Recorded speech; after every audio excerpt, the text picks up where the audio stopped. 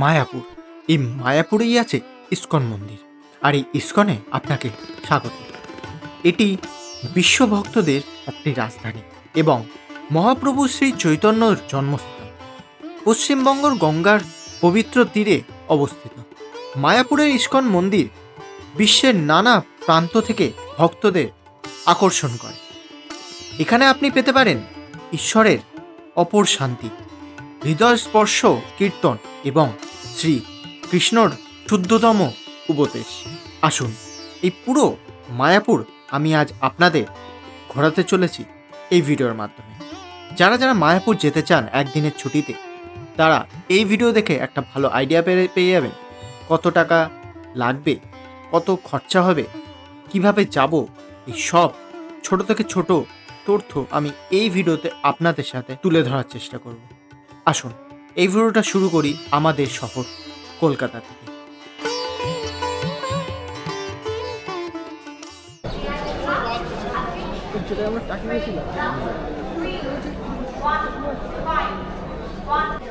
Good morning সবাইকে। এখন আছি আমি দমদম স্টেশনে, আর এখান থেকে আমরা এখন ট্রেন ধরে যাব হলো মায়াপুর। থাম্বনেল দেখে তো বুঝেই গেছো আজকে আমাদের পথ চলা হচ্ছে মায়াপুর। এই আমাদের সাথে আরও দুজন রয়েছে। তো সকাল 5টার সময় বেরিয়েছি, এখন দমদম স্টেশনে আছি। আর এখান থেকে আমরা এখন ট্রেন ধরে যাবো হচ্ছে কৃষ্ণনগর সিটি জাংশন যাব। এখান থেকে ট্রেন ধরে আমরা যাব হচ্ছে থেকে ফেরিঘাট যাব। এখান থেকে ফেরিঘাট গিয়ে আমরা মায়াপুর যাব। তো ভিডিওটা এন্ড অবধি দেখো, অনেক ইনফরমেশন শেয়ার করা আছে। তো আমরা এখান দিয়ে এই ট্রেনটা ধরবো। এই ট্রেনটা ধরবো 2 ঘন্টা 15 মিনিট লাগবে, শিয়ালদা থেকে কৃষ্ণনগর সিটি লোকাল। আর এখন সকালের বাজে হচ্ছে 7টা বাজে, 7টার সাথে আমাদের ট্রেন। আসুন, এবার আমরা কথা বলিনি আমরা মায়াপুর যাব কিভাবে। এক হলো ট্রেন আছে, আর এক হলো বাস আছে। স্প্ল্যানেড থেকে মায়াপুর যাওয়ার অনেক বাস ছাড়ে, আর যারা বাস অ্যাভয়েড করতে চান তারা কিন্তু ট্রেনে যেতেই পারেন। ট্রেনে যাওয়ার জন্য আপনাকে ফেরিঘাট কিন্তু পার করতেই হবে, আর ফেরিঘাট যদি না পার করতে চান সেটারও উপায় আছে। আগে আমরা কথা বলিনি ট্রেন। আপনাকে দমদম অথবা শিয়ালদা থেকে ট্রেন ধরতে হবে, হয় কৃষ্ণনগর অথবা নবদ্বীপ ধামে যাওয়ার জন্য। এই দুটো স্টেশনেই আপনাকে যেতে হবে মায়াপুর যাওয়ার জন্য। ধরে নিন আপনি কৃষ্ণনগর স্টেশনে চলে গেলেন। কৃষ্ণনগর স্টেশনে গেলে আপনি ওইখান থেকে এক টোটো পেয়ে যাবেন আর একটা অটো পেয়ে যাবেন। অটো আপনাকে হুলোর ঘাট বলে একটা ঘাট আছে যেখান থেকে ফেরি ছাড়ে, সেই ওইখানটায় নামিয়ে দেবে। তারপর আপনাকে 1 মিনিটে ওই ফেরি পার করে একদম কাছেই মায়াপুর চলে যাবে। ওইখান থেকে ফেরি ঘাটটা পার করেই আপনাকে 1 কিলোমিটার হেঁটেও যেতে পারেন, কিংবা অটোতে করেও মায়াপুরের মন্দিরের সামনে নামিয়ে দেবে। আর একটা কথা বলে নিই, নবদ্বীপ ধামে নামলেও কিন্তু আপনি ওইখান থেকে ফেরি করে ওই পারে গিয়ে আবারও ওইখান থেকে অটো করে যেতে পারেন, কিন্তু নবদ্বীপ ধামে নামলে একটু বেশি দূর হয়ে যাবে। আমি সাজেস্ট করব কৃষ্ণনগর স্টেশনে নামুন। কৃষ্ণনগর থেকে আপনি চাইলে টোটোতে করে ডিরেক্টলি চলে যেতে পারেন মন্দিরের সামনে। ট্রেনে বেশ ভালোই ভিড় হয়ে গেছে কৃষ্ণনগরের ট্রেন সকালবেলায়।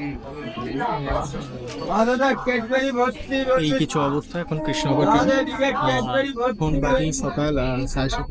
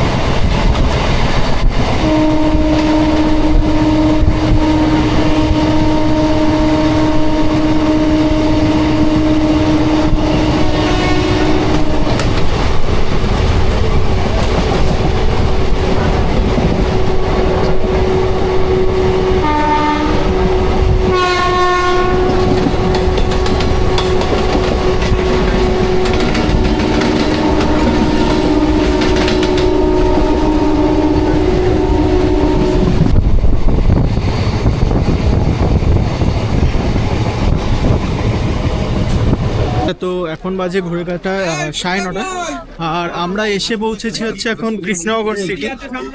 আর এখানকার ট্রেনে বেশ ভালোই ভিড় ছিল। এখন আপাতত এখানে ডালপুরি খাবো, কৃষ্ণনগরের স্পেশাল যেটা।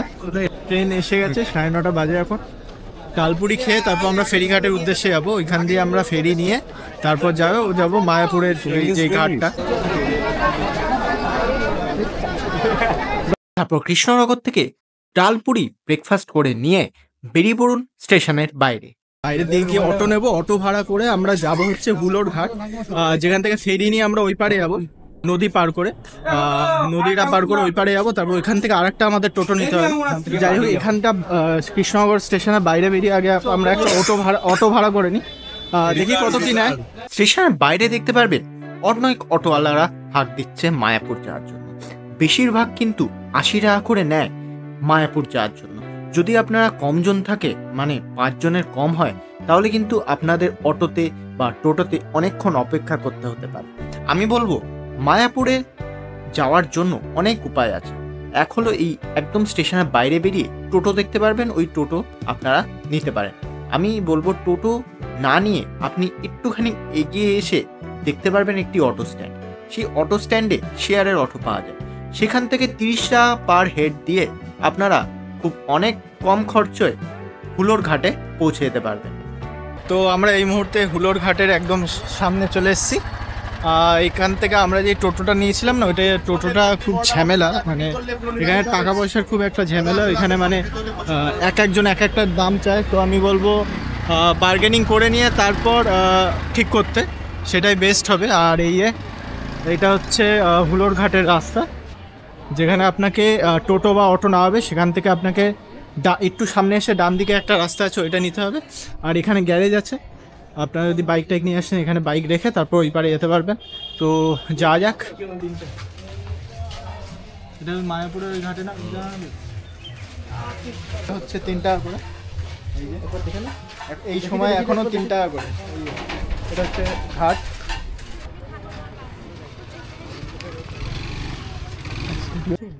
তো আমরা এখন আছি হচ্ছে জলঙ্গি নদীতে, আর ওইদিকে হচ্ছে ভাগীরথী নদী, ওটা হচ্ছে মিলনস্থল। আর ওই দিকটা হচ্ছে আমাদের মায়াপুর। এটা বেশি দূর না, 1 মিনিটের ডিফারেন্স।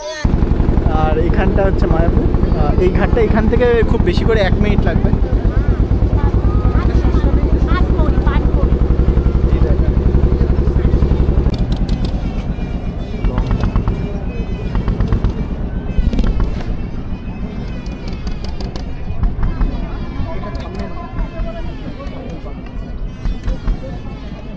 তো আমরা এই মুহূর্তে এসে পৌঁছেছি মায়াপুরের ইস্কন মন্দিরের একদম সামনে।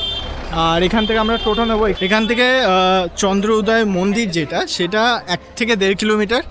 এইখানে বাইরে বেরিয়ে এরকম অনেক টোটো পেয়ে যাবেন। এখান থেকে একটা টোটো নিয়ে নেবেন, আর টোটো নিয়ে সোজা চলে যাবেন। আর এই হচ্ছে গেট শ্রী চৈতন্য মঠ। এখানে আর একটা মন্দির আছে এরম, শ্রী রাধা শ্যামসুন্দর মন্দির এটা। তারপর এখান থেকে একটা টোটো ভাড়া করে 10 টাকা পার হেড দিয়ে চলে আসুন এই মায়াপুরের নতুন চন্দ্র উদয় মন্দিরের সামনে। এই মায়াপুরে ইস্কনের মেন সেন্টার হলো শ্রী মায়াপুর চন্দ্র উদয় মন্দির, যা একটা ম্যাসিভ অনগোয়িং প্রজেক্ট। এই টেম্পলটা ওয়ার্ল্ডের লার্জেস্ট কৃষ্ণ টেম্পল হতে যাচ্ছে। আর এটার একটা হিউজ ডোম থাকবে, যা অনেক দূর থেকে দেখা যাবে। ডোমটা ইউনিভার্সের সিম্বল হবে, আর এর মধ্যে রাধা আর কৃষ্ণর একটা গিগানেটিক ডাইটি থাকবে, যা তাদের ড্রাইভাইন প্রেসেন্স রিপ্রেজেন্ট করবে। এই টেম্পলের কনস্ট্রাকশন হলো একটা বড় ভিশনের পার্ট, যা মায়াপুরকে ওয়ার্ল্ডের স্পিরিচুয়াল সেন্টার বানাতে চাইছে, যেখানে লোকে ভগবদ গীতা আর শ্রীমদ ভাগবতম এর টিচিংস শিখতে আর এক্সপিরিয়েন্স করতে আসবে।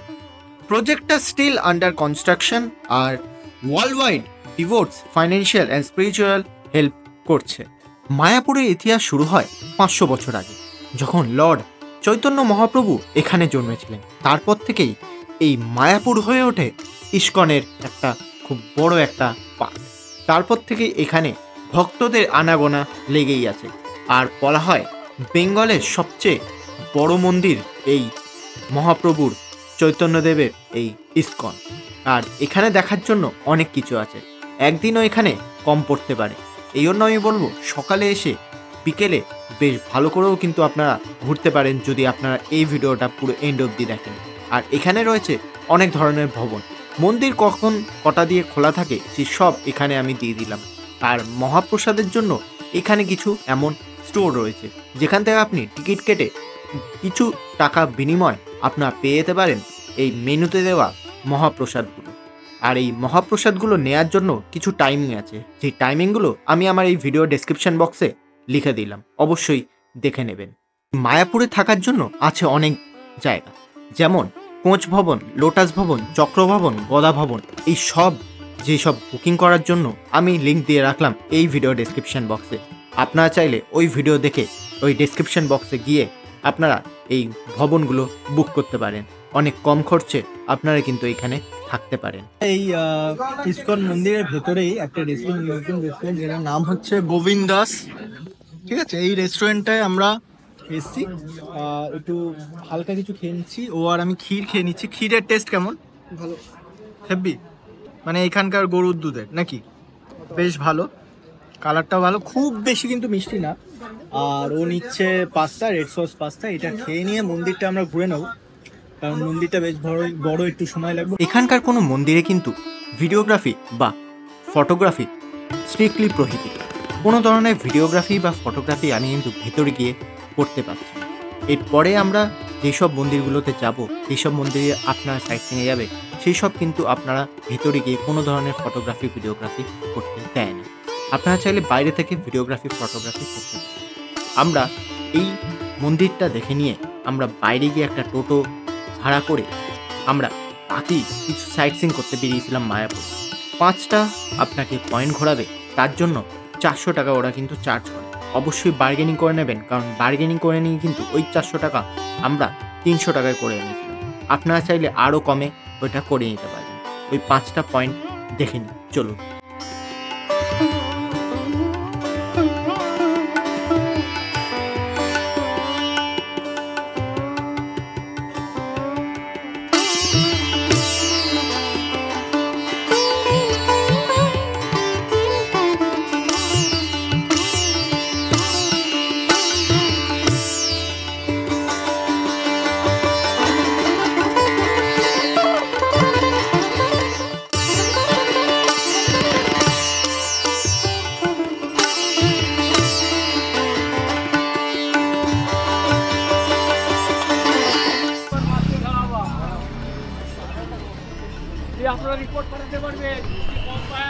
তো এইটা হচ্ছে নিমায়ের মাসির বাড়ি।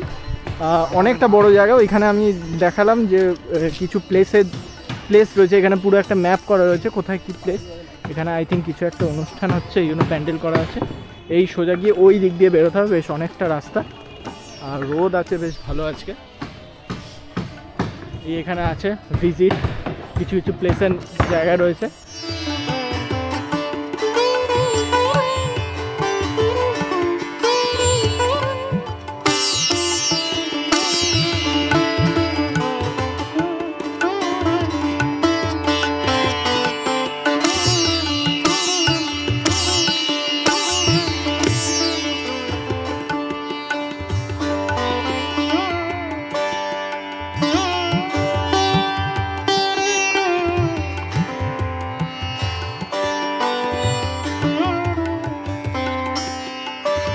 এই সব ঘুরে নিয়ে আপনারা চাইলে একটা কাটিও যেতে পারেন। সন্ধ্যেবেলায় আরতি দেখে তারপর পরের দিন আপনারা বেরিয়ে যেতে পারেন, বা যদি চান বা যেই দিন আসবেন সেই দিনই ফিরে যাবেন, তাহলে আমাদের মতন এই দিন সকালে কৃষ্ণনগরের স্টেশন এসে ওইভাবে ঘুরে একদিনের সাইট সিং করে আবারও চলে যাবেন বাড়ি ফেরত। আশা করবো এই ভিডিওটা আপনাদের খুবই ভালো লেগেছে। লাইক, শেয়ার এবং সাবস্ক্রাইব অবশ্যই করে দেবেন। দেখা হচ্ছে পরের ভিডিওর সাথে। আর যেসব ইনফরমেশন আমি শেয়ার করে দিয়েছি আগের থেকে, মহাপ্রসাদের টাইমিং, টেম্পল ওপেনিং কখন হয়, কি বৃত্তান্ত, এই সব আমি আমার এই ভিডিও ডিসক্রিপশন বক্সে দিয়ে রাখলাম, অবশ্যই দেখে নেবেন। থ্যাঙ্কস, আর ভালো থাকবেন, সুস্থ থাকবেন, আর দেখতে থাকবেন জাস্ট ট্রাভেলার্স।